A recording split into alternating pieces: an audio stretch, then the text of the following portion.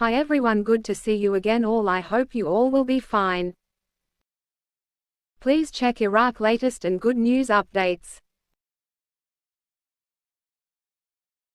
Member of the Iraqi Parliament, Burhan Al-Mamouri, announced on Friday that he will launch a campaign to collect signatures in order to vote on a resolution under the dome of Parliament for the purpose of closing the American embassy in the capital, Baghdad, in response to the call of the leader of the Sadrist movement, Muqtada Al-Sadr. Al-Maamouri stated in a statement today, based on Al-Sadr's request, we will launch a campaign to collect the signatures of our fellow MPs to close the American embassy. He added, we will call on the Presidency of Parliament to hold an extraordinary session in order to present a binding draft law for the purpose of closing the American embassy and vote on it within the House of Representatives. Earlier today, the leader of the Sadrist movement, Muqtada Al-Sadr, called on the federal government and parliament to vote on a resolution requiring the closure of the United States Embassy in Iraq to support the Palestinians. And on Friday, Iraqi Member of Parliament, Burhan Al-Mamouri, announced that he would launch a campaign to gather signatures to vote on a parliamentary resolution to close the U.S. Embassy in Baghdad in response to a call from the leader of the Sadrist movement, Muqtada Al-Sadr. In a statement today, Al-Mamouri mentioned, based on Al-Sadr's request, we will begin a campaign to gather signatures from fellow MPs to close the U.S. Embassy. He added that they would call on the Parliament's presidency to hold an extraordinary session to present a binding draft law for the purpose of closing the U.S. Embassy and voting on it within the Parliament. Earlier in the day, Muqtada Al-Sadr called on the federal government and Parliament to vote on a resolution to close the U.S. Embassy in Iraq in solidarity with the Palestinians. Al-Sadr emphasized the need to protect the diplomats and not expose them to the impudent militias that aim to undermine Iraq's security and safety, if the resolution is passed. Furthermore, Al-Sadr stated, if the government and parliament do not respond, we will have another stance to announce later. He also called on his followers to obey and refrain from individual actions, and to avoid the use of arms altogether. And the Iraqi Ministry of Oil is planning to enter into further investment contracts for associated gas projects in 5 governorates and other cities across the country.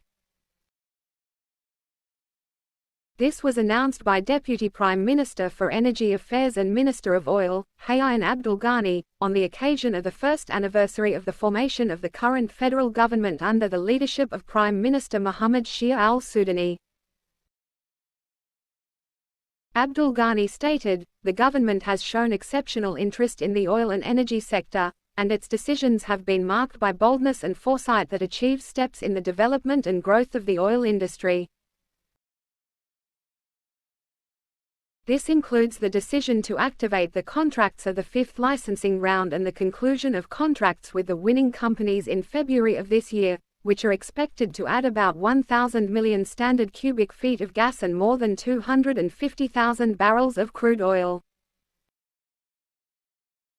In addition, the ministry is announcing the 5th, supplemental, and 6th oil and gas licensing rounds, aimed at enhancing the optimal investment opportunities for the national wealth of oil and gas resources in 30 sites. It is expected that these will add significant amounts of oil and gas to the national oil reserve and production. He also emphasized the importance of the government's decision to conclude a package of contracts with TotalEnergies. These contracts contribute to promoting the oil and energy industry, strengthening infrastructure, and renewable energy. They include a contract for the seawater treatment project to provide potable water to support the internal needs of oil fields with a capacity of 5 million barrels per day. This will directly contribute to sustaining and increasing national crude oil production.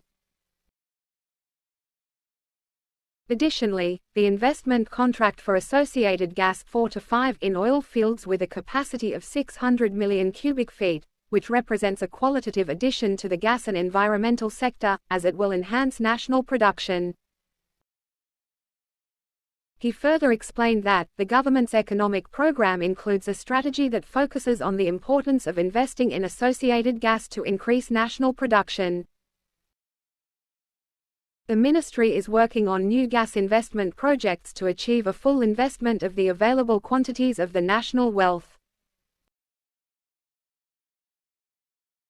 Regarding achievements in the refining sector, the minister highlighted the operation of the Karbala refinery with a refining capacity of 140,000 barrels per day, which is an important step to cover a large part of the local need and to produce high-quality petroleum products, reducing the quantities of imported fuel.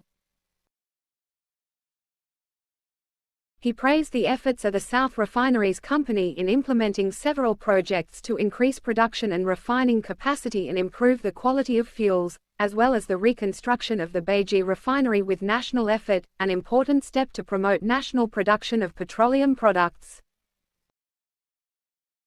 The Deputy Prime Minister stressed the government's efforts and the ministry's role in enhancing infrastructure projects and increasing export capabilities from the southern port. He also highlighted the ministry's focus on renewable energy projects, environmental conservation, and contributing effectively to OPEC+ to stabilize global markets. He commended the government and the ministry for achieving financial revenues for the state treasury and the distinguished contribution of the Ministry of Oil in enhancing and stabilizing electricity in all of Iraq. Thanks, take care.